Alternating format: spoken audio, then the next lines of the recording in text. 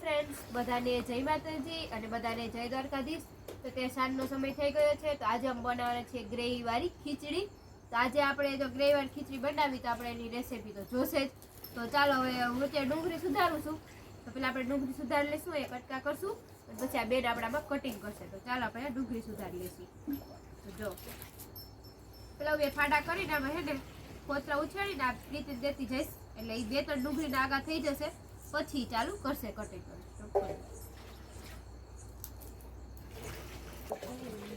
તો જ્યારે ડુંગળી આપણે કરી લીધી તો આપણે બેનને થોડીક નાખ દે એટલે ક્રશ કરવાનું ચાલુ કરી દે। આપણે ડુંગળી કેમ કે આપણે વધારે કરવાની છે એટલે આપણે હજી ખોલવી પડશે। બેન ક્રશ કરે ત્યારે કે આપણે હજી એટલી આ પાછી એને આગો કરી દઈએ। તો આપણે ડુંગળીનું ક્રશ કરી લઈએ પછી મળીએ। પણ થઈ ગઈ છે કમ્પ્લીટ। તો આપણે ગ્રેવી વાળી ખીચડી કરવાની છે એટલે આપણે ડુંગળીની ક્રશ કરી દઈએ। આપણે ગ્રેવી તો નથી પણ આપણે જો કેમ કે રીંગણાની ને એવી ગ્રેવી કરવાના છીએ એટલે આપણે તેને ગ્રેવી વાળી ખીચડી કીધી છે। તો આમાં આપણે નાખેલા છે ગવાર, રીંગણા અને ગલકા થોડાક નાખેલા છે। તમે જોઈ શકતા છો થોડોક કઠોળના દાણા પણ દેખાય છે કેમ કે લીલી ચોરી અને આપણે થોડાક વાલ નાખ્યા હતા। અને આમાં નાખી દીધા આપણા કઠોળના વાલ, જે અડધા છે તે ગ્રેવીમાં ઉપયોગ કરવાના છે અને અડધા આખા નાખવાના છે। તો તમે જોઈ જ શકતા હશો।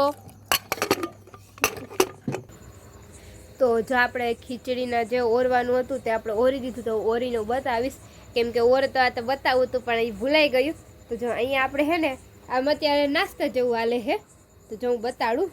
અત્યારે એમ કોરો મોરો નાસ્તો કરે છે પ્રીતિબેન, મમરામાં લીંબુ અને ચટણી નાખીને તે ખાય છે। અત્યારે બહુ મસ્ત બની છે, ડુંગળી, લીંબુ અને મમરા ને ચટણી નાખીને તેને બનાવી છે।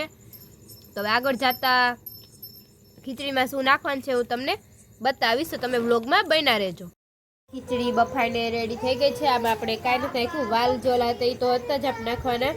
આમાં ચોખા, બટેટા, પછી દાળ, ચોરી, ચોરા, મગની દાળ, મગ એવું બધું આપણે નાખ્યું હતું।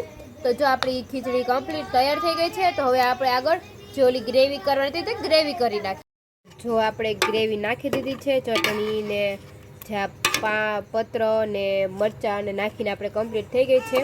તો હવે આમાં આપણે સીધી ખીચડી નાખવાની છે। તો ખીચડી નાખીને હલાવી લેશું અને પછી મળીએ। જ આપણે ડુંગળી નાખી હતી ને એનો કલર ને બધું મિક્સ થઈ જાય ને બધામાં, પછી ત્યાં લગીને ચોળવાની રહેશે।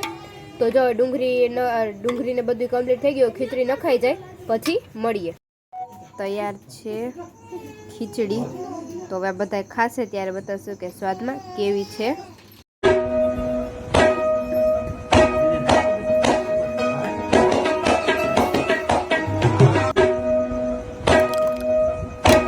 અહીંયા બધાના વાટકા ભરાઈ ગયા છે અને અહીં આવી ગયું છે દહીં। તો જેને ખાવું હોય તે આવી જાજો। તો જો આજની આપણી આ રેસીપી હતી। તો હવે આપણે વિડીયોને એન્ડ કરીએ છીએ। આપણો વિડીયો કેવો લાગ્યો તે અમને કહેજો અને લાઇક, શેર અને સબસ્ક્રાઈબ કરવાનું ભૂલતા નહીં। બાય।